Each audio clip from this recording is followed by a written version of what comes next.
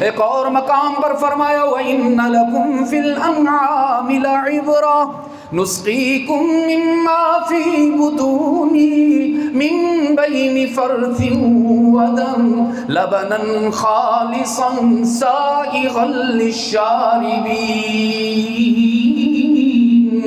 رب العالمین نے فرمایا اگر اللہ کو سمجھنے کے لیے بخاری نہیں پڑھ سکتے تو رہنے دو، اگر اللہ کی پہچان اور معرفت کے لیے مشکات نہیں سمجھ میں آتی تو پریشان نہ ہو۔